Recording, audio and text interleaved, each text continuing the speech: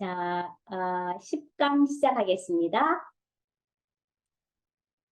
자, 이 부분은 5장 21절부터 33절까지인데, 교회됨은 관계의 변화로 드러나고 증명된다는 내용이에요.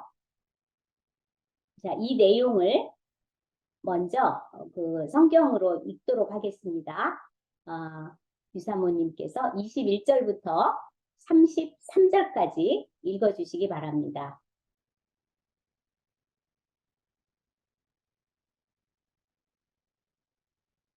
아내들이여 자기 남편에게 복종하기를 주께 하듯 하라.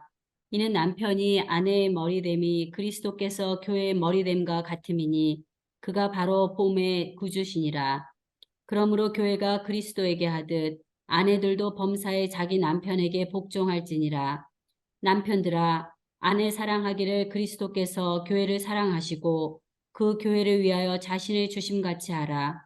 이는 곧 물로 씻어 말씀으로 깨끗하게 하사 거룩하게 하시고 자기 앞에 영광스러운 교회로 세우사 티나 주름 잡힌 것이나 이런 것들이 없이 거룩하고 흠이 없게 하려 하심이라. 이와 같이 남편들도 자기 아내 사랑하기를 자기 자신과 같이 할지니 자기 아내를 사랑하는 자는 자기를 사랑하는 것이라. 누구든지 언제나 자기 육체를 미워하지 않고 오직 양육하여 보호하기를 그리스도께서 교회에게 함과 같이 하나니 우리는 그 몸의 지체임이라. 그러므로 사람이 부모를 떠나 그의 아내와 합하여 그 둘이 한 육체가 될지니 이 비밀이 크도다. 나는 그리스도와 교회에 대하여 말하노라. 그러나 너희도 각각 자기의 아내 사랑하기를 자신같이 하고 아내도 자기 남편을 존경하라. 네, 고맙습니다. 자, 이 내용을 보기 위해서 5장 21절부터 다시 보겠습니다. 자, 교회의 성령 충만한 증거는 피차 복종하는 것이에요. 자, 그리스도를 경외함으로 피차 복종하라. 이것이 성령 충만함을 드러내는 거예요. 자, 그리스도를 두려워하는 마음으로 서로 순종하라. 성령 충만의 삶이 그대로 드러나는 것이 부부 관계예요. 성령 충만하다는 증거가 부부가 서로 복종하는 것으로, 피차 복종하는 것으로 드러나요. 세상의 복종은 비굴함이지만 우리의 복종은, 우리 부부가 서로 복종하는 것은 예수님께 한 거예요. 바울은 이 부부 관계를 그리스도와 교회와의 관계로 풀고 있어요. 바울이 교회의 영광을 이렇게 보다니, 하나님으로부터 깨닫다니, 정말 너무나 엄청나고 놀라운 통찰이고 계시예요. 하나님이 구원받은 백성을 교회되게 하기 위해서, 그리고 성화되도록 하나님의 성품의 사람을 만들어 하나님의 영광의 찬송이 되게 하기 위해서 가정과 교회를 허락하신 거예요.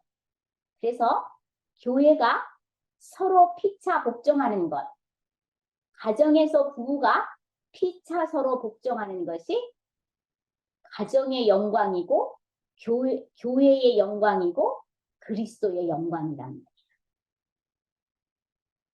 자, 직장과 세상에서는 내 마음이 안 들거나 생각이 다르면 직장을 그만둬요. 관계를 끊으면 그만이에요. 내가 속 끓일 필요가 없어요. 그냥 정리하면 돼요. 그래도 돈 때문에 할 수 없이 직장을 그만둘 수 없는 경우라면 그래도 그 경우를 통해서 하나님이 이 사람을 빚으세요. 근데 먹고 사는데 문제가 없고 다 갖춰진 사람은 그렇게 거기 있을 필요가 없지. 내가 속이 시끄러운데. 그래서 그만두게 돼요. 그래서 그런 사람들을 위해서 또 하나님이 준비하신 게 있어요. 그러나 교회에서는 생각 좀 다르다고 해서 내 마음에 들지 않는다는 것 때문에 그만두거나 옮길 수가 없어서 고민하게 되는 곳이에요. 그래서 하나님은 교회와 교인, 리더십들 때문에 갈등하는 과정을 통해 말씀과 섬김으로 은혜를 받게 하셔서 자기 생각을 고쳐먹게 하셔요. 근데 교회에서도 이 훈련을 받는 것을 거부하는 사람들을 위해서 하나님이 가정을 사용하세요. 가정에서는 남편이 마음에 안 든다거나 아내가 마음에 안 든다거나 자식이 마음에 안 든다고 옮길 수가 없는 곳이에요. 싫어도 만나서 살아야 되는 곳이에요. 하나님이 교회와 가정을 통해 우리의 옛사람의 성품을 하나님의 성품으로 바꾸셔요. 이렇게 바꾸어진 성품으로 우리를 세상으로 교회되도록, 교회됨을 증명하도록 내보내시는 거예요. 가정을 행복하게 하는 것으로만 알면 하나님의 의도와는 다르게 생각하고 있는 거예요. 가정을 아내가 잘 지키기만 해도 고생은 해요. 그렇지만 아내나 남편의 성품은 하나님의 성품으로 빚어가고 있는 거예요. 하나님의 말씀에 순종해야 하나님이 예수님을 통해서 이미 마련해 놓으신 길이 보이는 거예요. 그러면 우리 인생의 길인 예수님이 순종함으로 보여요. 그래서 그 길을 따라 그분의 인도함을 받아서 옳은 길을 갈 수 있게 하셔요. 하나님의 말씀에 순종해야 이것을 감당할 만한 능력이 하나님께로부터 나의 삶에 오는 거예요. 자, 부부가 성격 때문에 갈등하고 헤어지는 것이 아니라 하나님의 가정에 대한 원리를 모르기 때문에 헤어지는 거예요. 하나님이 나를 성화시키려고 나랑 너무나 다른 안 맞는 사람으로 짝을 묶어 놓으신 거예요. 자, 이 에베소서 5장 21절에서 31절의 말씀에 가정이 회복되는 하나님의 원리가 들어있어요. 이 원리에 순종하면 가정은 반드시 회복되고 자녀들에게 그 가정을 물려줄 수가 있는 거예요. 자, 22절 아내는 남편에게 복종하라 이런 말씀인데 아내들이여 자기 남편에게 복종하기를 주께 하듯 하라. 아내들은 남편에게 하기를 주님께 하듯이 하라. 아내들은 이 말을 들으면 우선 기분이 안 좋아요. 하나님 보고 이렇게 말하고 싶어. 우리 남편하고 아내하고 한번 살아보고 그런 말씀을 하세요. 이렇게 말하고 싶은 거예요. 맨정신으로 아내들이 남편에게 복종하는 것이 불가능한 것을 아셔요. 맨정신으로 못해. 그래서 주님이 아내가 남편에게 복종하는 것이 회복의 시작이기 때문에 이 관계 회복 원리에 맨 처음에 말씀하시는 거예요. 아내가 남편에게 복종하기 힘든 이유는 남편에게 복종할 구석이 없기 때문이라고 생각하잖아요. 그런데 사실은 남편에게 복종할 구석이 없어서가 아니라 우리 옛사람이 늘 하나님을 거절하고 거부하고 싶은 마음이 장착되어 있는데 그것을 끊지 못해서 그런 거예요. 남편에게 복종할 수 없는 것은 남편이 문제가 아니라 아내의 죄인됨 때문이에요. 그런데 여기에 방점이 찍혀져 있는 거예요. 아내의 남편에게 복종함은 죽게 하듯 하라. 이 죽게 하듯의 방점이 있어요. 죽게 하듯이는 스스로 자발적으로 기쁨으로 하라는 거예요. 남편의 인격적인 약점, 우유부단, 힘든 일이 있으면 매일 아내 뒤로 숨어요. 어리숙함, 찌질함, 경제적 무능함, 그런 중에도 남편에게 죽게 하듯 복종하라고 하셔요. 하나님이 남편의 약점을 다 아시고도 남편으로 보내신 거예요. 남편으로 주신 이유가 있다는 말씀이에요. 아내들은 남편의 약점에도 순종함으로 성화되어 가고 있는 거예요. 교회가 그리스도에게 순종하는 사실을 아는 아내만이 남편에게 순종할 수 있어요. 남편에게 순종하지 않는 아내는 교회가 그리스도에게 순종하는 사실을 모르고 그 내용도 모르는 거예요.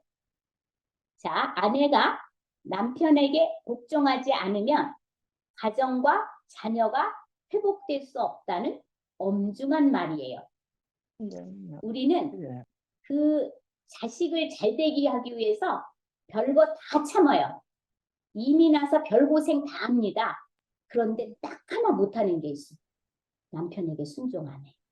할 수 없어. 이거는 못하는 거예요. 딴 일은 다 하는데. 그래서 결과가 아이들에게 좋은 라이센스는 손에 쥐어줬지만 하나님에게 복종하지 않아요. 예배를 떠나요.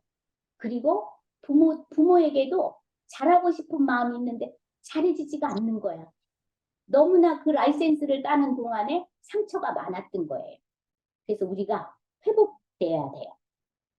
그래서 가정을 천국으로 만들어서 자녀들에게 물려주고 싶은 아내는 입 닫고 이 말씀을 들어야 합니다.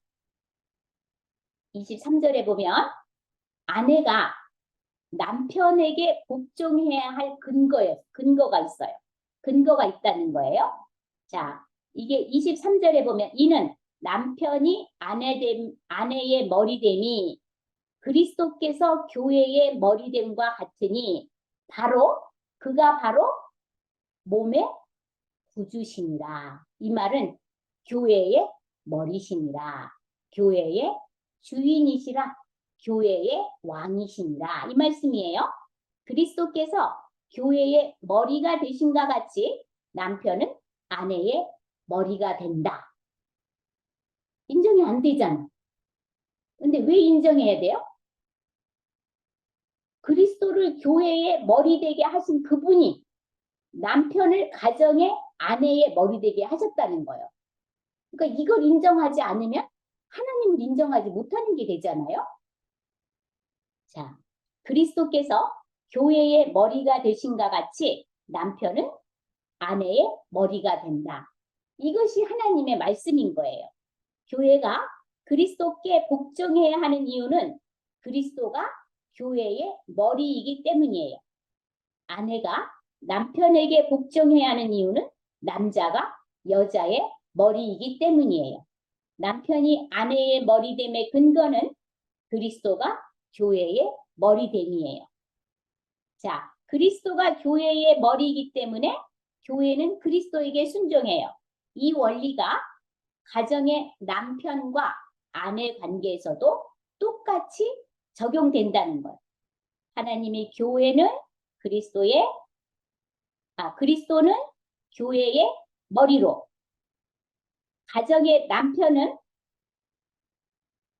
아내의 머리로, 가정의 머리로 만드셨기 때문이에요. 자, 머리가 부실하다고 해서 목이 머리를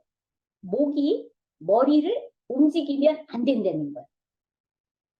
저를 포함해서 이 아내들이 너무 센 거예요. 그래서 부실하다고 생각하는 머리를 누가 조정해요? 목이 조정하는 거예요. 그러면 회복이 안 된다는 거예요. 그래서 남편, 교회가 부실하다고 해서 아내나 교회의 리더십이 교회나 남편을 움직이면 안 된다. 그러면서 24절에 아내들도 모든 일에 남편에게 복종하라. 아까는 죽게 하듯 하라 그랬잖아요. 죽게 하듯 할 때 교회에서만 복종할까 봐 범사에 복종하라고 이 말씀을 또 하신 거예요. 그러므로 교회가 그리스도에게 하듯 아내들도 범사에 자기 남편에게 복종할지니라. 바울은 아내가 남편에게 하는 복종을 교회와 그리스도와의 관계로 다시 설명하고 있어요. 그리스도가 교회의 머리고 교회가 그리스도의 몸이 되는 관계가 아내와 남편의 관계에도 적용된다고 말하고 있어요. 자, 이 머리됨은 잘났거나 능력이 많거나 이런 뜻이 아니에요. 우선적인 권위를 가진다는 뜻이에요. 교회의 머리가 예수님이고 모든 것들이 머리로부터 흘러나와요. 그러니까 교회는 그리스도로부터 모든 것이 흘러 들어와요. 가정의 머리가 남편이라는 바울의 통찰은 교회와 그리스도와의 관계의 통찰이 아니고는 설명될 수가 없는 거예요. 바울은 아내들에게 남편의 머리됨을 인정하는 태도로 남편에게 범사의 모든 일에 복종하라고 말하고 있어요. 자, 1세기, 이 초대교회 시절에는 1세기 때는 여자를 물건 취급하던 시대였어요. 복음만이 이런 말을 할 수가 있는 거예요. 아주 그 시대의 혁명적인 발언으로 기본 질서를 흐트러뜨리는 주장이었어요. 복음, 그리스도와 교회와의 관계를 모르면 아내가 남편에게 복종하는 것은 불가능하다고 볼 수 있어요. 자, 예수님으로 행복하지 못한 아내는 끊임없이 남편을 완벽하게 바꾸려고 노력해요. 그러나 예수님에게 충분한 사랑을 받은 아내는 남편에게 요구할 것이 없어요. 예수님의 사랑으로 충만한 아내는 남편을 사랑만 하게 되는 거예요. 주님에게, 남편에게 죽게 하듯이 복종할 수 있다는 거예요. 예수님이 나를 행복하게 해줄 수 있는 유일한 분이시지, 남편을 내가 바꾸어서 내 구미에 맞도록 변화시켜서 남편이 나를 행복하게 해주는 근원이 아니라는 거예요. 자, 아내가 예수님으로 행복해지면 남편에게 순종하는 것이 어렵지 않다는 바울의 말이에요. 이것을 준비하는 제가 얼마나 뜨끔한지, 정말 이것을 못하는 사람이 대표 주자가 전 거예요. 그래가지고 너무 힘들었어요. 그래서 제가 이걸 준비하다가 남편에게 가서 좀 순종을 해볼까. 그리고 제가 2층에서 공부를 하다 1층으로 내려가잖아요. 그럼 남편도 성경을 보고 있어요. 그러면서 야, 진짜 이게 내 문제다. 내 문제다. 내가 말씀을 가르치는 그런 사역을 하고 있지만 정말 순종하지 못하고 있구나. 순종하지 않으려고 하고 있구나 하는 것을 수도 없이 생각했습니다. 그래서 문제는 뭐냐면 내가 예수님으로 행복한 거야.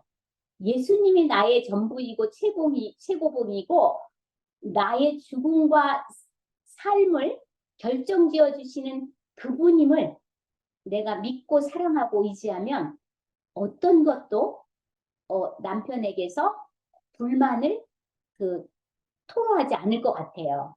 그래서 예수님을 사랑하는 것이 첫걸음입니다.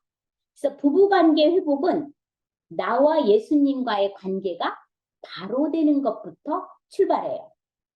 자, 그리스도인의 결혼은 눈이 맞아서 하는 게 아니고 행복하기 위해서 하는 것이 아니고 나의 성공을 배우자의 도움을 받으려 하는 것도 아니에요.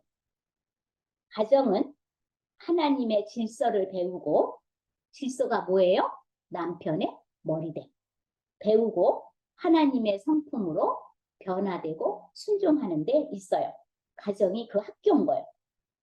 자, 예수님의 머리됨.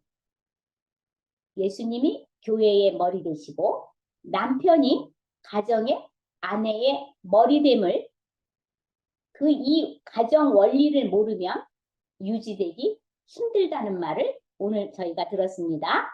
자, 5장 25절. 이제는 남편들에게 하시는 말씀이에요. 25절은 남편들은 아내를 사랑하라. 아내 사랑하기를 그리스도께서 교회를 사랑하시고 교회를 위하여 자신을 주심같이 하라. 남편들은 그리스도가 교회를 위해 십자가에서 죽으신 그 사랑으로 아내를 사랑하는 거예요. 예수 그리스도의 교회 사랑은 자기를 비우는 사랑, 종과 같이 되는 사랑, 죽기까지 낮아지는 아가페 사랑이에요. 이 말씀이 빌립보서 2장 5절에서 8절 말씀이에요. 남편의 아내 사랑은 아내가 남편에게 죽게 하듯이 범사에 순종하는 것보다 차원이 높은 사랑이에요. 그리스도를 먼저 사랑하고 의지하면 그 믿음의 기초 위에 남편의 아내 사랑이 흘러가요. 천국과 같은 가정이 모여서 이 천국과 같은 가정은 남편의 머리됨을 인정하고 아내가 순종하는 것에부터 시작해요. 천국 같은 가정이 모여 교회가 되는 거예요. 인간 남편의 사랑이 아니라 그리스도의 사랑. 그리스도의 사랑이 뭐예요? 자기 몸을 십자가에 죽여서 구원하는 그런 사랑인 거예요. 그리스도의 그 사랑이 남편에게서 나타나는 거예요. 그러니까 남편의 사랑은 십자가의 사랑인 거예요. 그러면서 이 남편의 아내 사랑을 26절과 27절에서 이렇게 성경적인 근거를 들어서 설명하고 있어요. 남편의 아내 사랑은 거룩함이고 거룩함으로 세워진 영광스러운 교회라는 거야. 그 남편의 아내 사랑이. 이는 곧 물로 씻어 말씀으로 깨끗하게 하사 거룩하게 하시고 자기 앞에 영광스러운 교회로 세우사 티나 주름 잡힌 것이나 이런 것들이 없이 거룩하고 흠이 없게 하려 하십니다. 우리가 에베소서 1장에서 배웠어요. 하나님의 택하심, 하나님의 우리를 자녀 삼으심이 이것이 하늘나라의 복인데 그것은 우리를 거룩하고 흠이 없게 만드시려는 하나님의 계획인 거예요. 그래서 이 남편의 아내 사랑도 그야말로 거룩함이라는 거예요.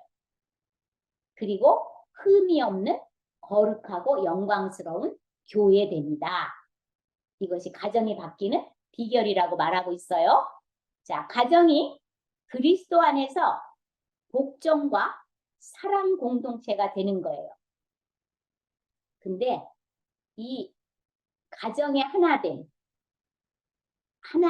가정의 이 사랑은 그리고 행복한 가정은 취미생활이나 어떤 행위에 같이 운동에 참여해서 만들어지는 것이 아니에요. 이 가정은 그리스도가 교회에게 복종하듯이 아내가 남편에게 복종하는 것, 그리고 남편이 아내를 그리스도의 사랑으로 사랑하는 것, 이것으로 이루어진다는 거예요. 자, 26절 또 볼게요. 다시. 진리 안에서 거룩한 관계를 맺는 것이라는 거예요. 이 남편의 아내 사랑이 남편이 거룩한 삶을 살아야 가정을 사랑하고 아내를 사랑하는 것이 돼요. 남편의 아내 사랑은 27절에 보면 티나 주름 잡힌 것이나 흠이 없는 가정을 만들게 돼요. 티나 주름 잡힌 것이나 흠이 없는 가정이 바로 교회인 거예요.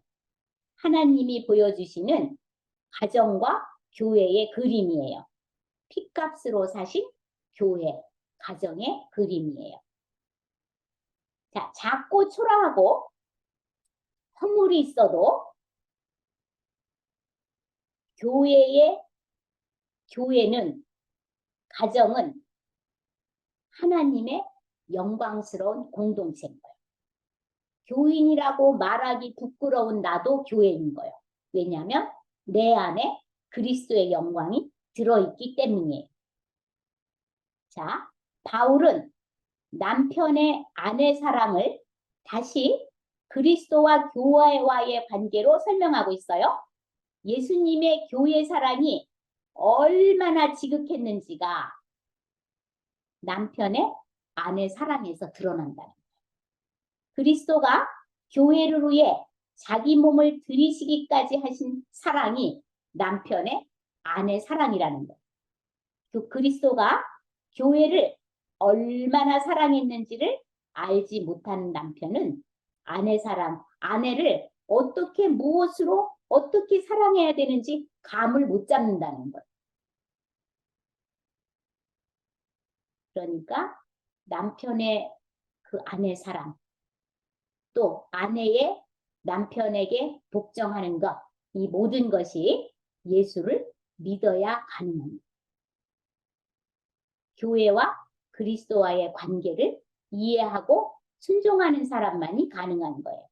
자, 남편이 대단하지 않아서 순종하기 어려워요. 아내의 본능으로는 안 되는 일이요. 그리고 남편도 아내가 사랑할 구석이 없어서 사랑하기 힘들어요. 남편의 본성으로는 안 되는 일이에요. 성령만이 그 일을 하게 하셔요. 남편이 예수님과의 그리스도와 교회의 관계, 즉 십자가의 복음을 받아들일 때 아내를 사랑할 수 있다는 것. 28절. 또 아내를 사랑하는 것이 남편 자신을 사랑하는 것이라는 거예요. 이와 같이 남편들도 자기 아내 사랑하기를 자기 자신과 같이 할지니 자기 아내를 사랑하는 자는 자기를 사랑하는 것이니라. 아내를 사랑하는 것은 남편이 자기를 사랑하는 것이라는 거예요. 그러니까 이거를 뒤집어서 말하면 아내를 무시하고 학대하는 것은 남편이 자신을 학대하고 무시하는 것이라는 뜻이에요. 왜냐하면 부부가 한 몸이기 때문이에요.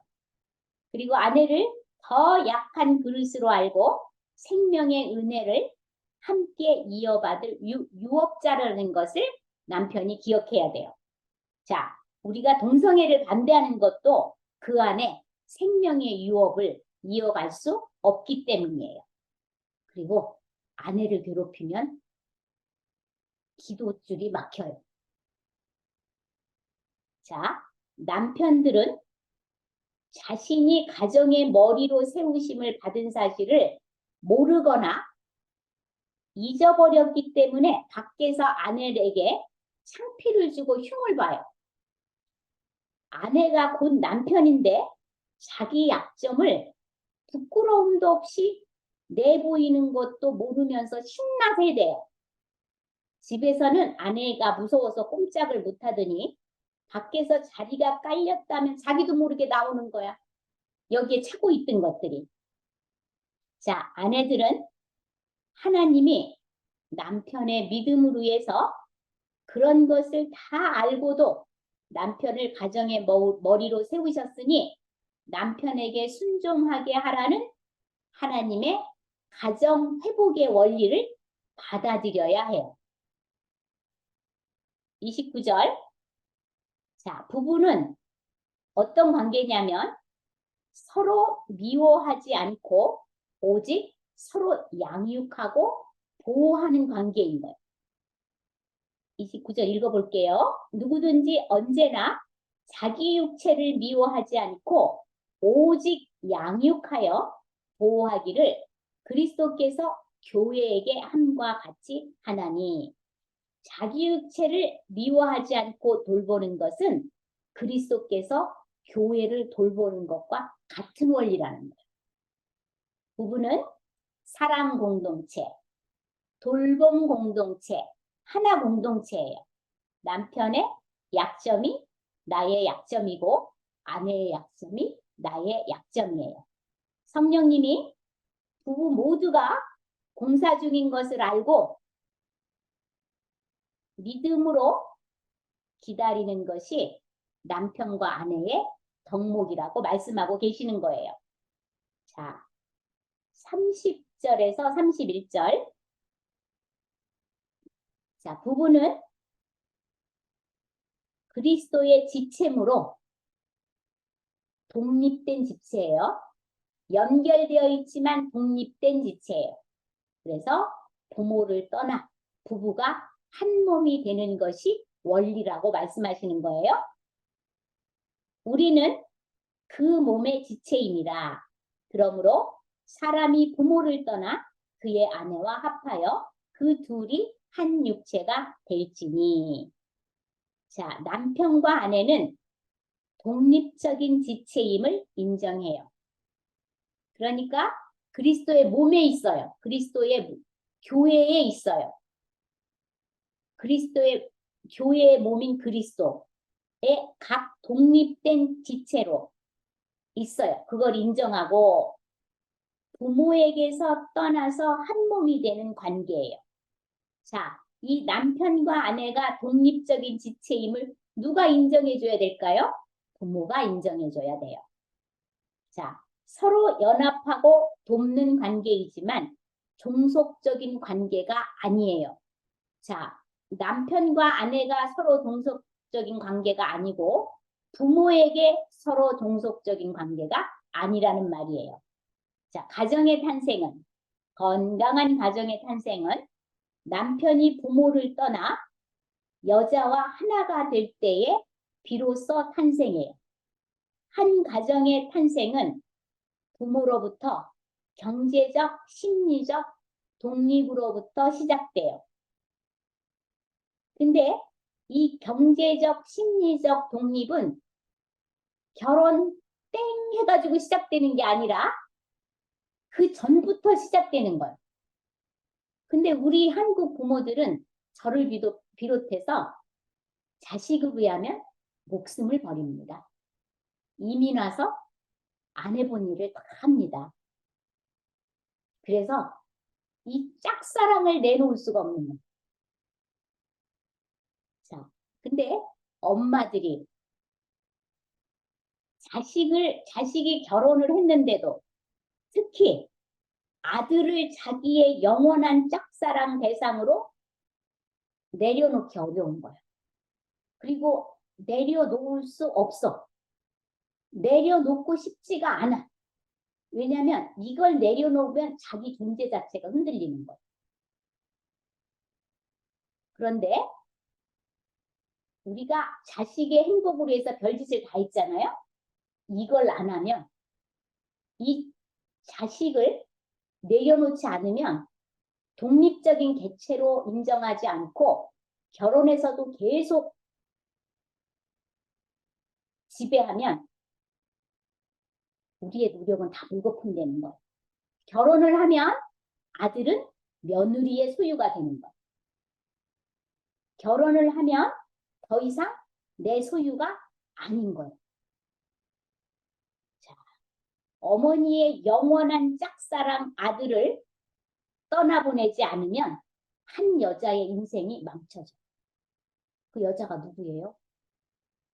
저쪽 집안에서 이민까지 와가지고 별고생 다 하면서 금쪽같이 키워낸 그 딸인 거예요. 그 딸의 인생을 망칠 수 있어요. 이걸 누가 가지고 있어요? 시어머니가 가지고. 자, 부모가 돈이 있으면 자녀들이 부모를 안 떠나요.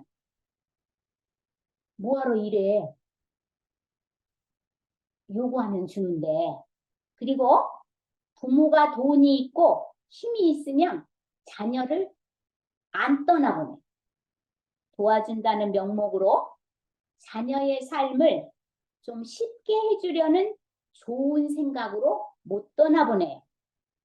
그런데 둘이 연합해서 둘이서 죽이 되든 밥이 되든 함께 결정하도록 내버려 두는 일을 내버려 두어서 그렇게 하는 것을 훈련하지 않으면 큰일 나는 거예요.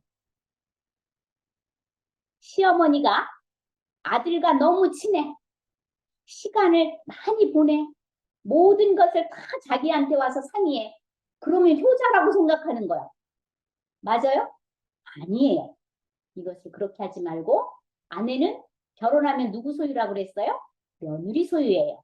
그렇기 때문에 아내 그 오는 아들을 웰컴하지 말고 며느리에게 보내야 됩니다. 아내와 하도록 해야 합니다. 며느리를 자기 아들을 돕는 도우미로 생각하면 안 되는 거예요. 그 며느리도 결혼해서 성장하고 발전하고 자기의 뜻도 이렇게 펼 수 있는 지네끼리 도와서 그걸 하게 하도록 해야 됩니다. 그리고 며느리를 자기 아들을 돕는 도우미로 생각하지 말 뿐만 아니라 사위를 자기 딸을 편하게 살게 해주는 일꾼으로 생각해서도 안 된다는 거예요. 그 사위도 어떤 어머니의 영원히 내려놓지 못하는 그 짝사랑의 대상인 아들이 며느리를 만나 결혼하는 것 뿐이야. 자, 부모가 돈으로 도우면 돈으로 간섭하고 힘으로 도우면 힘으로 간섭해요. 그러면 하나님의 독립된 가정이 탄생할 수 없습니다. 자식이 고생할까봐 고민도 대신해주고 고난을 피하도록 다 준비해주는 것은 그것을 부모의 사랑이라고 생각하는데 자식의 독립성을 망치는 거예요. 요거 하나만 기억해도 에베소서 훌륭하게 읽은 사람이에요. 꼭 기억합시다. 그 다음에 32절. 32절. 그리스도 안에서 탄생하는 가정의 비밀은 아주 놀랍다고 찬양하고 있어요, 지금. 이 비밀이 크도다. 나는 그리스도와 교회에 대해서 말하노라. 이 부부관계를 말하면서 이것이 교회에서도 지켜져야 된다는 것을 바울이 다시 한번 얘기하고 있는 거예요. 자, 사람이 부모를 떠나 그의 아내와 합하여 그 둘이 한 육체가 되는 비밀은 그리스도와 교회와의 관계로 풀어지는 비밀이다. 이렇게 말하고 있는 거예요. 자, 신혼 초장에 주도권을 잡으라. 이런 말이 있잖아요. 누가 하나 져줘야 가정이 조용하다, 편하다. 이거는요, 세상 방법인 거예요. 그리스도를 더 사랑하기 때문에 피차 복종하는 것이 가정과 결혼의 목적인 거예요. 하나님이 가정을 통해서 우리를 천국 가기까지 하나님의 성품으로 빚어질 수 있도록 이 가정이 학교 역할을 하도록 하나님이 일하시는 방법이고 내용이고 목적인 거예요. 자, 33절. 남편은 아내를 사랑하고 아내도 남편을 존경하라. 지금까지 다 교회와 그리스도의 관계를 통해서 아내가 해야 될 일, 남편이 해야 될 일을 더 쉬운 말로 한 줄로 요약한 거예요. 결론이에요. 남편은 아내를 사랑하고 아내도 남편을 존경하라. 이 말인데, 그러나 너희도 각각 자기의 아내 사랑하기를 자신같이 하고 아내도 자기 남편을 존경하라. 주님이 교회에 대해서 가지고 계신 섭리, 그리스도와 교회와의 관계를 부부관계에 적용해 주신 거예요. 예수님과의 관계가 부부관계를 완전한 한 몸이 되게 변화시켜 주신다는 거예요. 그리스도와 교회와의 관계를 부부관계에 적용해 주심으로 우리 그리스도인에게 아내는 어떻게 남편에게 주께 범사에 순종할 것인지, 그리고 남편은 어떻게 아내를 사랑해야 될 것인지 그 내용을, 방법을 다 가르쳐 주신 게 된 거예요. 자, 우리는 우리 자녀들에게 2마리의 토끼를 잡게 하려고 애를 써왔어요. 우선 사회에서 안정되게 살 수 있는 라이센스를 갖게 해주려고 애를 썼어요. 그리고 또 교회를 다니면 금상첨화인 거예요. 그래서 라이센스를 열심히 하면서 교회 다니는 것을 부목적으로 하다 보니 이 라이센스가 신앙을 잡아먹게 된 거예요. 자, 남편이 돈을 잘 벌어서 부자로 살면서 장로가 꿈이 되는 것이 꿈인 것이나 마찬가지예요. 그러나 자녀가 세상 잘 살 수 있는 라이센스를 갖더니 교회를 떠나게 되자 교회를 잘 다니는 것이 부모들의 처음부터 평생의 소원인 척 지금 기도하고 있는 거예요. 기초는 지금 다 잘못해놓고 아이에게 가장 강력한 삶의 라이센스는 남편이 아내를 사랑하고 아내가 남편에게 순종하는 모습을 보여주는 것이 가장 큰 라이센스인 거예요. 아이들 앞에서 절대로 부부싸움 하지 말아야 돼요. 아내들은 아이들 앞에서 남편을 무시하지 말아야 돼요. 아이들은 다 알아요. 말은 존경이지만 저 속의 내용은 억지로 참는구나. 이거 다 알아. 그리고 남편들은 아이들 앞에서 아내를 무시하는 발언과 태도를 하지 말아야 돼요. 아이들이 아버지의 그런 태도를 보고 결혼하고 싶어 하지 않게 되고 아버지 안 닮아, 딸은 엄마 안 닮아 하면서 그대로 보는 대로 경험한 대로 살게 되는 거예요. 조심해야 되겠죠. 그죠? 자, 이 6장은 앞부분은 변화된 그리스도의 성품, 그리고 뒷부분은 교회와 그리스도의 관계로 풀어지는 아내와 남편과의 관계를 오늘 우리가 들어봤어요. 자, 다음 주일은 마지막 시간이 됐어요. 다음 주일은 이제는 관계의 변화를 조금 더 말하고 마지막에는 교회의 교회됨은 사단과 싸우고 있느냐로 증명돼요. 그 내용을 저희가 다음 주일에 하도록 하겠습니다. 여러분 수고하셨고요. 1장부터 5장까지 계속 반복해서 읽는 것을 하도록 하시기 바랍니다. 저는 다음 주 토요일 날 뵙도록 하겠습니다. 여러분 수고 많으셨어요.